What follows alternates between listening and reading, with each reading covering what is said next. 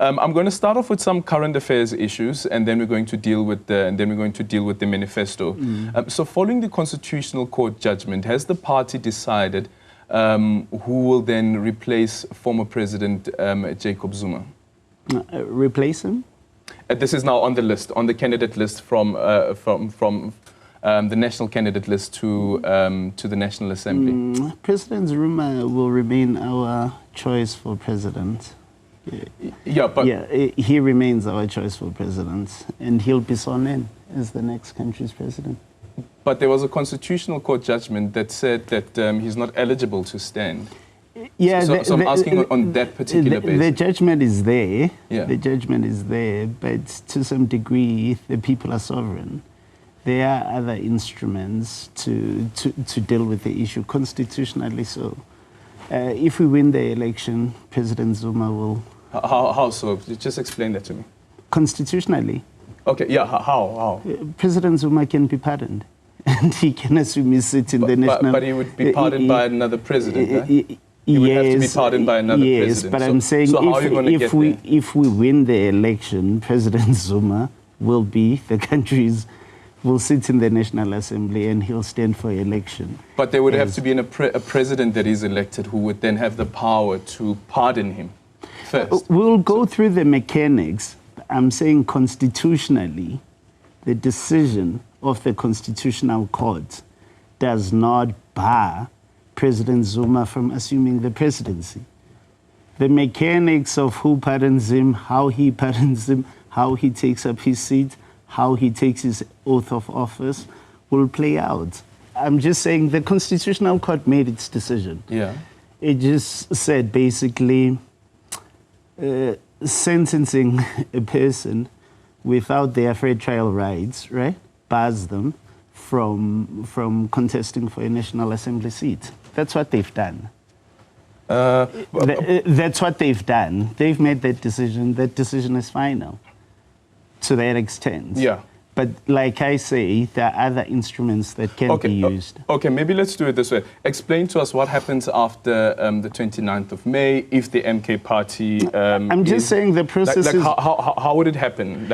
The processes will roll out, but President Zuma can assume the presidency. What I'm here to do is to assure the people who want to vote for him is that President Zuma can assume the presidency and he can do so constitutionally. It's not against our constitution for him to do so. It can be done. He can do so constitutionally. Right now he can't, right? Yeah, but right now it's until 5 days. Yeah. He can't be on the list as the Constitutional Court has decided. Yeah. Yes. I'm just saying MK wins the election on the 29th.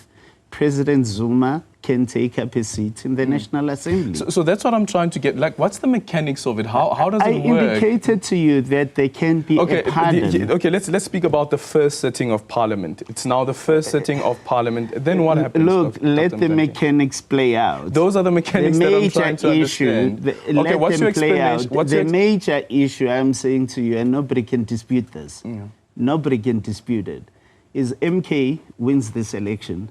President Zuma can assume his place in the National Assembly. Yeah. So to everyone who wants President Zuma in that National Assembly, go out and vote in large numbers. And if we win this election, he will legally and constitutionally so assume his seat in the National Assembly, and he will be eligible to be elected as the country's next president. Care to explain to us what the mechanics are that will play out after... Look, I'm saying the mechanics of how it works out. We all know that any offender in the country can be pardoned. Yeah. And that pardon... By the president. By a president. Yeah. That pardon will negate whatever. The conviction, yeah. Whatever conviction they have. And with that pardon, they can assume their role in a National Assembly or on a party's list, and they can be full members of society. The key issue here is for us to win the majority. There's no such that President Zuma can't be in the National Assembly. Yeah. He is a citizen with full rights. Yeah. Irrespective of what the Constitutional Court thinks, because in this country there seem to be Zuma laws, right? Mm-hmm. Irrespective of what the Constitutional Court thinks, ultimately the people are sovereign. We decide matters in this country on the basis of the vote. Mm-hmm. Go out and vote in your large numbers, and President Zuma will return to office. Would this have been a discussion that you've had with other political parties if the MK party doesn't get the two-thirds majority? I think right now the major issue, it's not even, you don't even need two-thirds to get to that. MK is trying to win this election. Yeah. We need to win this election. I'm trying to get to the point around the election of the president, because for the powers to be exercised to pardon somebody, there must be a president in place, right? And even before... Let me entertain that debate, Aldrin. If MK wins the election, which president will assume power? Yes. It will be an MK president. Okay, it will be an MK president not pardon President Zuma? Okay, so that MK I'm saying, can they not? You seem to say it's an outlandish possibility that cannot happen. No, not at all. So that's why that's the reason why I'm saying our issue is to win this election and get President Zuma into office. Okay, so MK party will then elect a president. Our issue is to win these elections and get President Zuma back into office. Okay, let's see how that is going to play out. Then